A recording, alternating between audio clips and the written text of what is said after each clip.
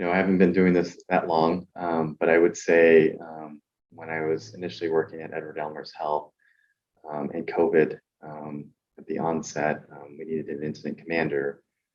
They kind of tasked me at playing that role. And it was probably something that I didn't really know what I was getting into at the time. And as I think about and I reflect on leadership as a whole, had a lot of different accomplishments. But during COVID, which I think was unique, was you really had to lean on your values during that time because you had to make decisions that were quick, you weren't fully informed, and you had to communicate at scale and make decisions very rapidly.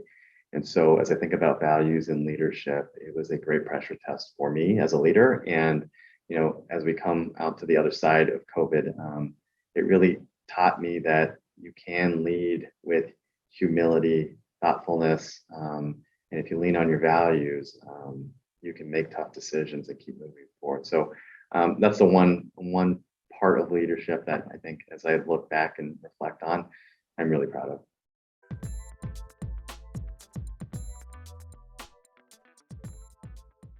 So if I think about one thing I could change in U.S. healthcare, it would be the payment mechanisms. I finished residency in 2010.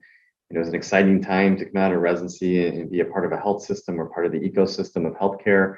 And we were focused on the ACOs and this promise of how we were going to flip the payment mechanisms for the country. And as I reflect back on the last 10 to 12 years, we've made some incremental gains, but not at the level that I would have liked to have seen. So in our shift to value, there's been a lot of different competitors with vertical integration and premium dollar, and the ACOs haven't evolved as quickly as I thought they would have into full risk. And we still find ourselves in this kind of strange space of, everyone says it being having a foot in both canoes, but we've been living in these two canoes for so long now. The question is when are we going to make that jump? Because as I look at our workforce and I feel like people want to do the right thing at the right time for the right patient, the current models and incentives versus value incentives, they're very different. And I want us to shift to value because I believe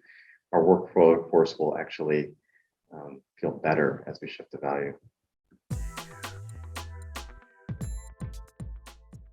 I think in terms of trying to avoid burnout, I have a family. So I'm married and I have three young children, a 7-year-old, a 3-year-old, and a 1-month-old, and 2 dogs. And they keep us very busy, but we spend a lot of time together as a family. And so when it's work time and home time, I try to separate work and home. So put my phone down and really be attentive to my children and my wife and my family. And we like to do things together with our extended family.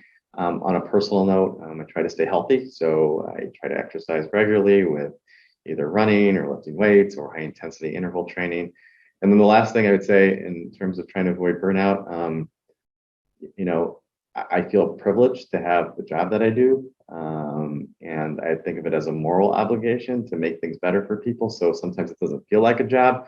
So I actually enjoy the creativity, the challenges of working in a very complex health system with all of the challenges around. So I actually enjoy it. So it doesn't really feel like a job. So feel privileged to get to do it. So that helps in preventing burnout because times are tough.